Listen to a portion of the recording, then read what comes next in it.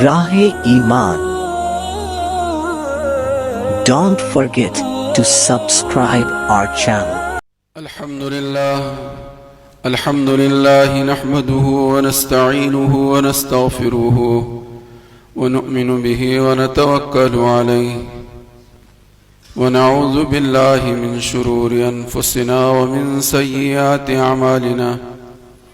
ونعوذ بالله من شرور أنفسنا ومن سيئات أعمالنا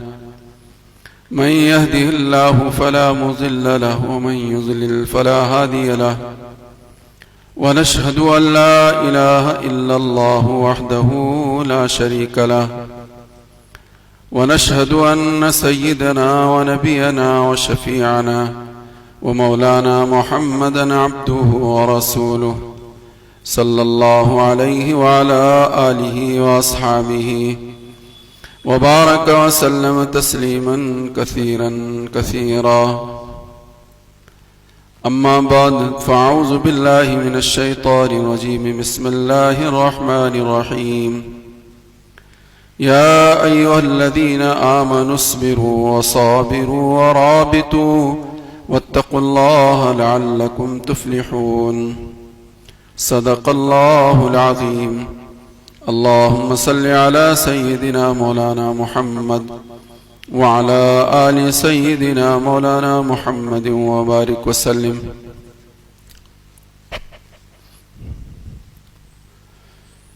بزرگان محترم، عزیزان گرامی، دوستو اور عزیز ساتھیو،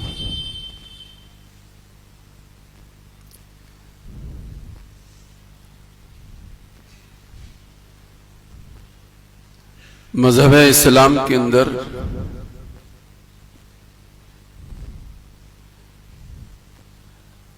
امن کی بڑی اہمیت ہے.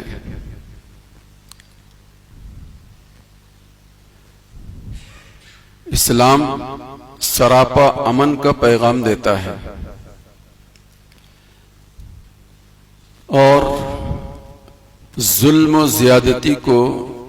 بڑی سختی کے ساتھ اسلام جو ہے روکتا ہے. نہ اپنوں پر ظلم و زیادتی کی اجازت اور نہ دیگر مذاہب کے ماننے والے انسانوں پر ظلم و زیادتی کی اجازت. اسلام ایسا ایک پرامن پیغام دینے والا مذہب ہے. اللہ کا کرم ہے کہ ہم اور آپ اس مذہب کے ماننے والے ہیں. اس کی مثالیں تاریخ کے اندر بھری پڑی ہیں کہ مسلمانوں نے کیسا عدل کا، انصاف کا، امن کا ماحول قائم کیا اور ایک دوسرے کا کیسا اکرام اور دوسرے کا احترام اور ایک دوسرے کی حفاظت کیسے کی. حضرت ابوبکر صدیق رضی اللہ تعالیٰ عنہ کے زمانے خلافت میں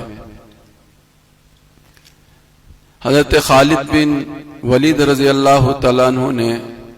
ہیرا کا محاصرہ کیا تھا. ہیرا کے لوگ اور وہاں کے رؤساء، ان کی ایک جماعت حضرت خالد بن ولید رضی اللہ تعالیٰ عنہ کی خدمت میں حاضر ہوئے بات چیت کے لیے. اس میں ابن قبیلہ بھی ایک آدمی تھا جس نے اپنے ساتھ ایک زہر کی بوتل بھی ساتھ لایا تھا. حضرت خالد بن ولید رضی اللہ تعالیٰ عنہ نے پوچھا کہ تمہارے ہاتھ میں کیا ہے یہ؟ تو ابن قبیلہ نے یہ کہا تھا کہ قوم جس پیغام سے خوش ہوتی ہے، اگر ایسی بات چیت ہوتی ہے، ایسا کوئی فیصلہ ہوتا ہے تو اس کو تو لے کر جاؤں گا، اور اگر کوئی ایسی بات طے ہوتی ہے جس سے میری قوم کے لوگ ناخوش ہوتے ہیں تو اس پیغام کو اور اس فیصلے کو میں اپنے بستی اور علاقے میں لوگوں کے درمیان نہیں جاؤں گا، بلکہ میں اس بوتل کو پی کر یہیں جاں بحق ہو جاؤں گا. اس لیے میں نے ساتھ میں یہ بوتل لے آئی ہے. حضرت خالد بن ولید رضی اللہ تعالیٰ عنہ نے اس کے ہاتھ سے وہ بوتل لی اور بسم اللہ لا یضر مع اسمہ شیء فی الارض ولا فی السماء وهو السمیع العلیم یہ پڑھتے ہوئے ساری بوتل پی لی حضرت خالد بن ولید نے. اور حضرت خالد بن ولید رضی اللہ تعالیٰ عنہ پر کہ جسم میں بال برابر بھی کوئی فرق نہیں آیا، اس سے یہ ہیرا کے سرواسا جو آئے تھے اور یہ جو ابن قبیلہ تھا یہ بڑا متاثر ہوا، اس پر اس کا بڑا اثر پڑا. بات چیت شروع ہوئی. حضرت خالد بن ولید نے 3 باتیں رکھی، یا تو اسلام کو قبول کرو، یا جزیہ دو، یا پھر جنگ کے لیے تیار ہو جاؤ. یہ 3 باتیں ہیں. ان 3 باتوں میں سے کوئی بھی بات آپ اپنی مرضی سے پسند کر سکتے ہیں. مختصر یہ کہ آنے والے لوگ جس نیت سے بھی شروع میں آئے ہوں، لیکن اس واقعے کے بعد ان کا دل ذرا بدل گیا، یہ متاثر ہو گئے اور ان لوگوں نے جزیے پر صلح کر لی کہ ہم اپنے بستی اپنے علاقے کے اندر رہیں گے، اور جو جزیہ طے ہوتا ہے، جو ٹیکس طے ہوتا ہے، وہ ہم ہر سال آپ کو ادا کریں گے. اس میں کچھ شرائط ان کی طرف سے بھی، ہیرا کے لوگوں کی طرف سے بھی شرائط طے ہوئے، اور کچھ چیزیں حضرت خالد بن ولید رضی اللہ تعالیٰ عنہ کی طرف سے بھی طے ہوئے. تو یہ بات طے ہوئی شرائط کے اندر کہ تم کسی بھی مسلمانوں کے مقابلے میں کسی بھی بے ایمان کا ساتھ نہیں دیں گے. جو مسلمانوں سے برسر پیکار ہو ان کا ساتھ تم نہیں دیں گے. دوسری چیز یہ طے ہوئی کہ مسلمانوں کے راز کو کبھی فاش نہیں کریں گے. مسلمان کے راز کو آپ بھی صیغہ راز میں رکھیں گے، ہمارے دشمن تک اس راز کو پہنچانے کی کبھی آپ کوشش نہیں کریں گے کام. تیسری بات یہ طے ہوئی کہ ان 2 باتوں میں سے کسی بھی بات کی آپ نے مخالفت کر لی تو ہمارے تمہارے درمیان کوئی معاہدہ نہیں ہوگا. ہمارے تمہارے درمیان کوئی معاہدہ نہیں، پھر ختم. حضرت خالد بن ولید رضی اللہ تعالیٰ عنہ کی طرف سے ان کو یہ لکھ کر دیا گیا کہ دیکھو، جو لوگ ٹیکس دیکھنے کے قابل ہیں ان سے ہم ٹیکس لیں گے، اور جو لوگ معذور ہیں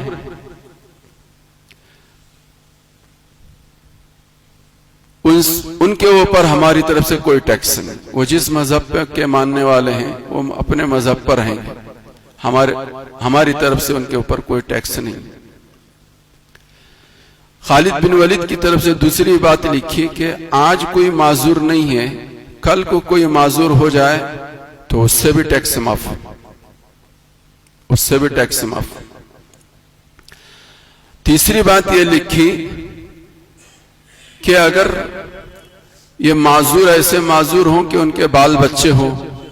تو ان کے بال بچوں کا بار، ان کی کفالت مسلمانوں کے ذمہ ہوگی. مسلمان ان کے گھر کے سارے اخراجات اٹھائیں گے، بیت المال سے ان کی ضرورتوں کو پورا کرنے کی کوشش کریں گے. چوتھی بات یہ لکھی کہ جب کبھی بھی ہیرا کے بسنے والے غیر مسلم لوگ مسلمانوں سے مدد کریں گے تو مسلمانوں پر ضروری ہے کہ بیت المال سے ان کا تعاون کریں. یہ مسلمانوں کا مزاج رہا ہے. اس طرح سے مسلمان اس دنیا میں آج تک زندگی گزارتے ہوئے آئے ہیں. حضرت ابو عبیدہ بن جراح رضی اللہ تعالیٰ عنہ نے ایک علاقے کو انہوں نے فتح کیا اور ان کی طرف سے ان کی حفاظت کے لیے کچھ رقم وصول کی کہ تمہاری حفاظت ہمارے ذمہ. ہر ملک کی حکومت کی یہ ذمہ داری ہوتی ہے کہ ملک میں رہنے والے جتنے بھی انسان ہیں ان کے جان کی، مال کی، آبرو عزت کی حفاظت کرنا یہ حکومت کی ذمہ داری ہوتی ہے. یہ حکومت کی ذمہ داری ہوتی ہے. جو حکومتیں ملک کے باشندوں کے جان مال کی، آبرو عزت کی حفاظت نہیں کرتی، یہ حکومت صحیح حکومت نہیں ہے. یہ حکومت صحیح حکومت نہیں. ہر حکومت، کسی کی بھی حکومت ہو، ملک کے اندر رہنے والوں کے جان کی بھی، مال کی بھی، آبرو عزت کی حفاظت کرنا یہ حکومت کی بڑی ذمہ داریوں میں سے ذمہ داری ہے. حضرت ابو عبیدہ کا میں واقعہ سنا رہا تھا کہ انہوں نے تمہاری جان مال کی حفاظت، غیر مسلم لوگ تھے، ان کی جان مال کی آبرو کی حفاظت کی ذمہ داری، اس کے عوض میں کچھ مال انہوں نے وصول کر لیا تھا۔ اسی زمانے میں حضرت ابو عبیدہ بن جراح کو اطلاع ملی کہ کسی بڑے دشمن سے ہمیں مقابلے کے لیے جانا ہے، تو حضرت ابو عبیدہ بن جراح رضی اللہ تعالیٰ عنہ کے دماغ میں یہ بات آئی کہ اس وقت ہمارے ذمہ دو چیزیں ہو گئیں، ایک تو یہ ہے کہ دشمن سے مقابلہ کرنا، اور دوسری یہ ہے کہ جس ملک کو ہم نے ہمارے حوالے لیا ہے اس کے اندر بسنے والے غیر مسلم جتنے ہیں ان کی جان مال کی حفاظت بھی ہمارے ذمہ ہے۔ ہم اس دو ذمہ داریوں کو بیک وقت نبھا نہیں سکیں گے، اس لیے حضرت ابو عبیدہ بن جراح نے جس کے پاس سے جتنا مال لیا تھا ان کا مال حوالے کر دیا کہ بھائی اس وقت مسئلہ یہ ہے، ہم ایک ایسے مسئلے میں گھرے ہوئے ہیں کہ اس مسئلے کی وجہ سے ہم تمہاری ذمہ داری جو ہم نے لی تھی اس کو ہم پوری طرح سے نہیں ادا کر سکتے، اس کے نتیجے میں، اس کے ضمن میں، اس کے عوض میں جو مال ہم نے لیا تھا وہ مال تمہارے حوالے کرتے ہیں۔ خدا سے دعا کریں کہ اللہ ہماری مدد کرے، پھر دوبارہ امن شانتی کے ماحول قائم ہو جائے تو پھر بعد میں اگلی تمہاری ہماری بات ہوگی۔ یہ کہہ کر حضرت ابو عبیدہ بن جراح رضی اللہ تعالیٰ عنہ نے اس مال کے جتنے باشندوں نے رقم جمع کی تھی ان کی جان مال کی حفاظت کے لیے سارا مال ان کے حوالے کر دیا۔ یہ وہ ساری چیزیں تھے جس سے متاثر ہو کر لوگ جو ہیں اسلام کے دائرے میں، اسلام میں امن کی اور شانتی کی اور ایک دوسرے کے اکرام کی، ایک دوسرے کے احترام کی یہ تعلیم ہے، اس تعلیم کو سامنے رکھ کر لوگوں نے اسلام کو قبول کیا تھا۔ بہرحال مجھے مختصر طور پر آپ حضرات کے سامنے یہ بات رکھنی ہے کہ ہمارا یہ ملک جس سمت میں جا رہا ہے وہ سارے چیزیں آپ تمام حضرات کے سامنے ہیں۔ ان حالات میں ہماری اور آپ کی ذمہ داری کیا ہے؟ اس سلسلے میں قرآن کریم نے ایک آیت کریمہ میں نے تلاوت کی قرآن کریم کی، یا ایھا الذین آمنوا اصبروا وصابروا ورابطوا واتقوا اللہ لعلکم تفلحون، جس آیت کریمہ کے اندر اللہ پاک نے ایمان والوں سے 4 باتوں کا مطالبہ کیا ہے۔ اس پوری آیت کا خلاصہ یہ ہے کہ مصائب میں ہمت کے ساتھ رہنا، بزدلی کا شکار نہیں ہونا، مصائب میں اس ہمت و استقلال کے ساتھ رہنا، اسی کو صبر کہتے ہیں۔ حضرت مفتی شفیع صاحب رحمۃ اللہ علیہ نے صبر کی 3 تشریح کی ہیں، ایک ہے صبر علی الطاعات، ایک ہے صبر علی المعاصی، اور ایک صبر علی المصائب۔ 3 باتوں کے مجموعے کا نام صبر ہے۔ صبر علی الطاعات کا کیا مطلب یہ ہے کہ اوامر پر اپنے آپ کو کھڑے ہونے پر جو طبیعت پر شاق گزرتا ہے اس کو برداشت کرنا اور اس طاعت کو پورا کرنا۔ طاعت کے پورا کرنے کے وقت جو کچھ بھی طبیعت پر بار گزرتا ہے اس بار کو برداشت کرنا اور خدا کے اس حکم کو پورا کرنے کا نام صبر ہے۔ نماز جانے کو طبیعت نہیں کرتی، لیکن طبیعت کے خلاف قدم اٹھانا اور نماز کے حکم کو پورا کرنا یہ صبر ہے۔ روزہ رکھنے کو طبیعت نہیں کرتی، طبیعت کے نہ چاہتے ہوئے روزہ رکھنا، اللہ کے حکم کو پورا کرنا اور اپنی نفس کی خواہش کو دبانا، نفس کے خلاف کام کر کے روزہ رکھنا، اس کا نام صبر ہے۔ یہ ہے صبر علی الطاعات، اس کا نام ہے صبر علی الطاعات۔ کچھ شوق پورا کرنے کی طبیعت چاہ رہی ہے اور شریعت اس کی اجازت نہیں دے رہی ہے تو اس شوق کو پورا نہ کرنا،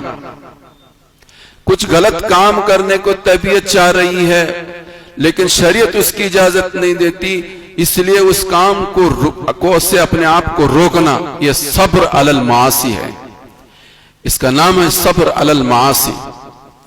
گناہوں کی طرف آدمی کی طبیعت مائل ہوتی ہے، چلتی ہے، اس میں لذت محسوس ہوتی ہے، اس لذت کو نہ حاصل کرنے کی وجہ سے طبیعت پر ایک بار پڑتا ہے، اس بار کو برداشت کرنا اور اس نہیں سے اپنے آپ کو اس منکر سے اور اس فحش سے اپنے آپ کو روکنا، اس کا نام صبر ہے۔ یہ صبر علی المعاصی ہے۔ اور ایک صبر علی المصائب کہ حالات دنیا میں آتے ہیں، نرم گرم آتے ہیں، جس طرح دنیا میں اور خصوصیت کے ساتھ ہمارے ملک کے اندر مسلمانوں پر بالخصوص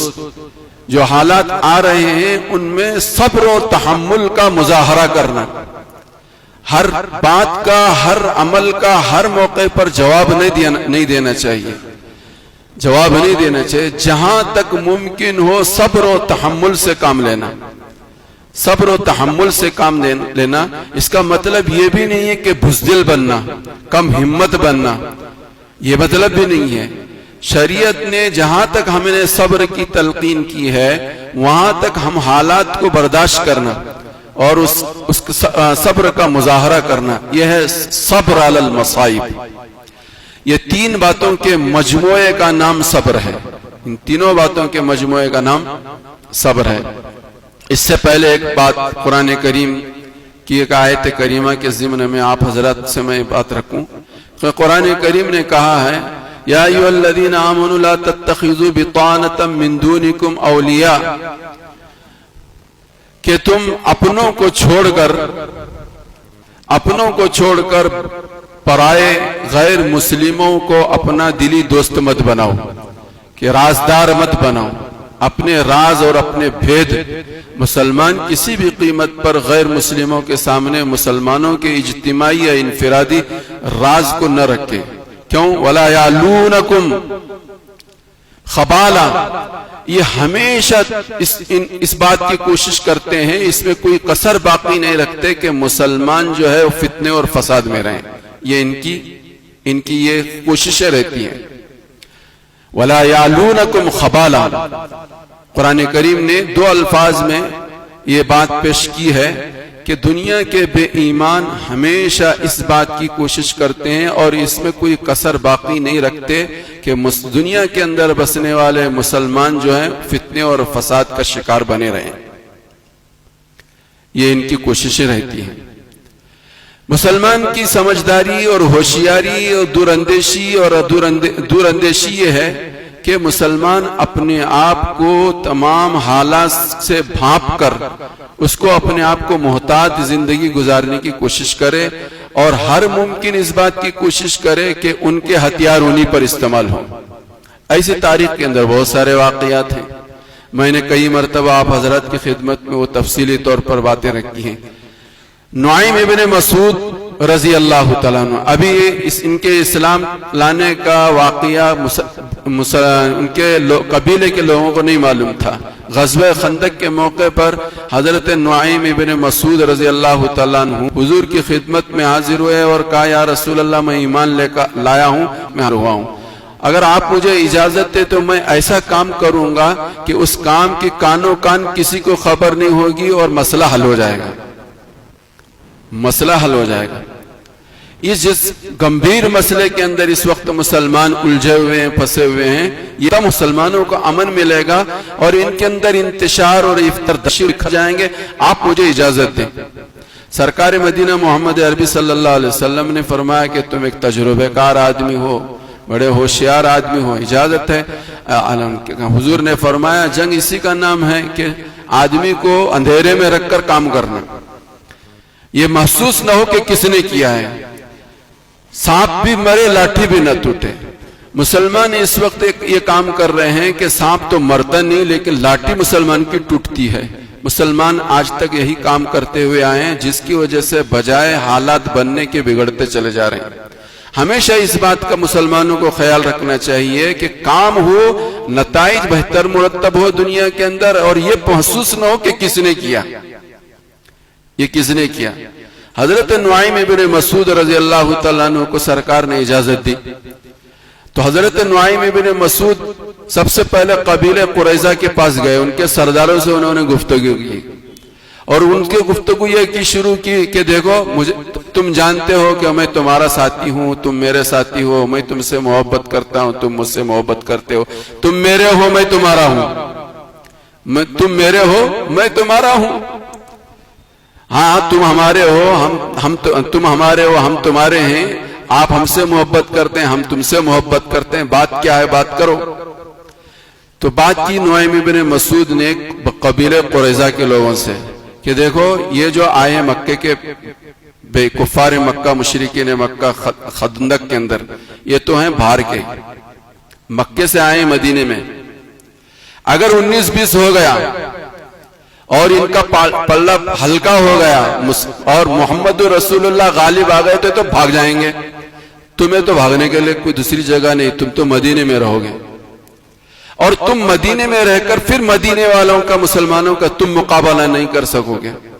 اگر ان کو تم ہمیشہ اپنے خلاف استعمال کرنا چاہتے ہیں تو ایک کام کرو،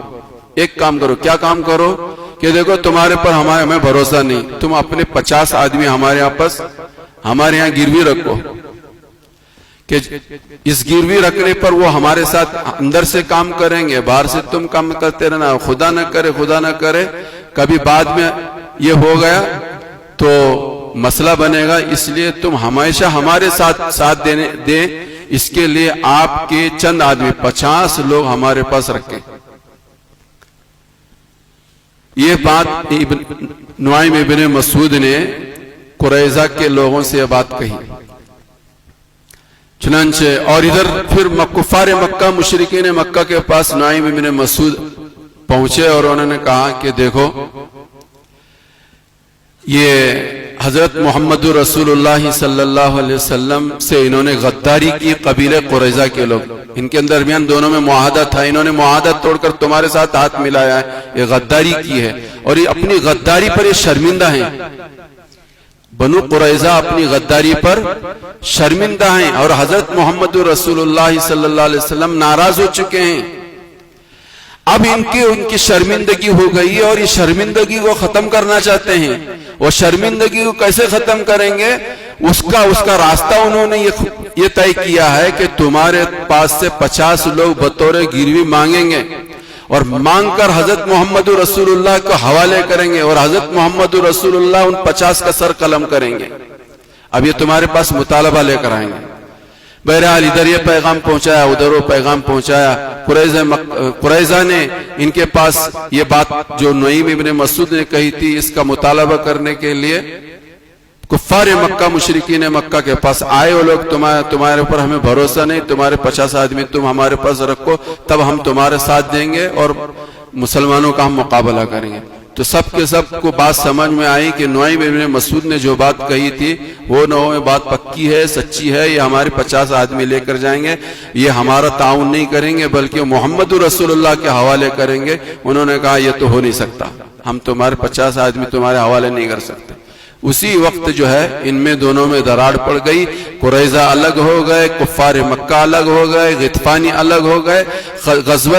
خندق کی ہوا اکھڑ گئی اور بے ایمان سب کے سب منتشر ہو گئے۔ حضرت محمد رسول اللہ نے کچھ نہیں کیا، مسلمانوں نے کچھ نہیں کیا، غزوہ احزاب اور خندق جو سب سے بڑی جنگ تھی وہ آن کے آن میں مسلمانوں کے ہاتھ میں آ گئی، کچھ نہیں کیا مسلمانوں نے۔ ایک واقعہ یہ میں نے آپ حضرات کی خدمت میں رکھا ہے، تو میں یہ کہہ رہا تھا کہ ہمیشہ ان کی یہ تمنا رہی ہے وَلَا يَعْلُونَكُمْ خَبَالًا وَدُّوا مَا عَنِتُّمْ، ان کی تمنا آخری انتہائی تمنا یہ رہتی ہے کہ مسلمان کسی مصیبت کے اندر رہے، ان کی یہ تمنا ہوتی ہے وَدُّوا مَا عَنِتُّمْ، مسلمان کسی مصیبت کے اندر رہیں، یہ ان کی تمنا رہتی ہے۔ قرآن کریم نے ان بے ایمانوں کے تعلق سے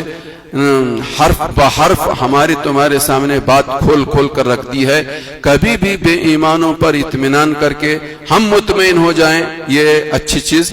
نہیں ہے۔ تو میں یہ قرآن کریم کی آیت کے ضمن میں یہ بات کہہ رہا تھا کہ ایک تو یہ قرآن کریم نے یہ بات دی ہے صابرو یا ایھا الذین